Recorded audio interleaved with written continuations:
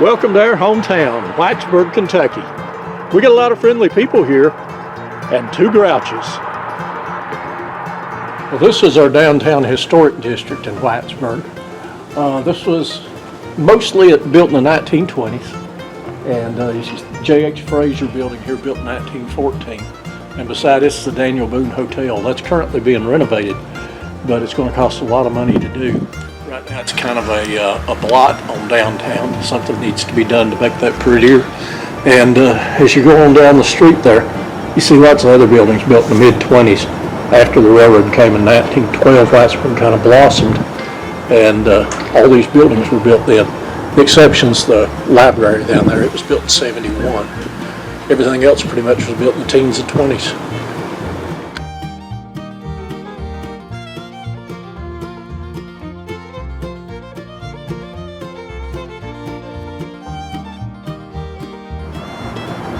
Cozy corner over here has been there for more than 35 years, I think. But the building is the old Letcher State Bank, built about 1913, 1914, thereabouts.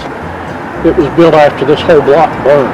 Beside it, you've got the W.E. Cook building, which has really been a very nice building, but it's been allowed to sit for so long that it's fallen apart.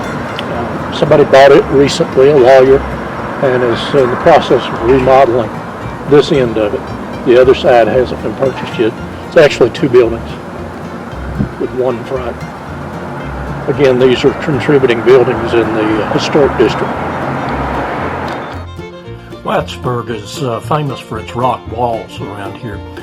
They were built mostly after 1912. That's when the railroad came in.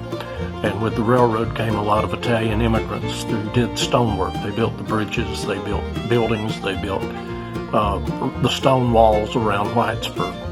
Now, this particular building is the Graham Memorial Presbyterian Church. It was designed by a company in Lexington, but the Italian stonemasons here in Whitesburg built it. Now, as they were building it, they found this rock that resembled a boot, like the shape of Italy.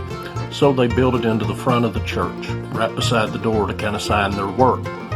Later, when World War II began, and Italy was allied with the Axis powers, people were a little angry, shall we say, that Italy was included on the front of this church. So they came back and they cut up the stone and camouflaged it. But you can still see it if you know where to look.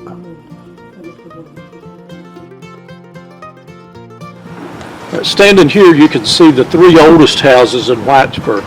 The White House down here at the very end of the street is the Ira Fields house, Judge Ira Fields house.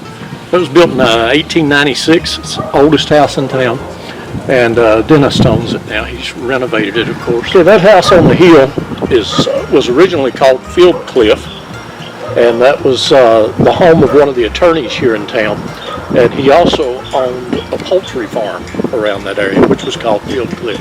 The house was built in 1903. This is another of the three oldest houses in Whitesburg. This is called the Mountain View. It was also built in about 1903 by B.M. Webb, built as a hotel. It's been a private home, it's been apartments, etc. I own this now, my brother and I, and we're turning it into a bed and breakfast, so we're kind of taking it back to the original purpose of the building. Again, this is some of the stonework done by the Italian stonemasons here in Whitesburg. These joints are called European joints or square bead joints, and they're pretty characteristic of most of the walls here in town. This one was built in the late 1930s, early 1940s, a lot newer than the house that it's in front of.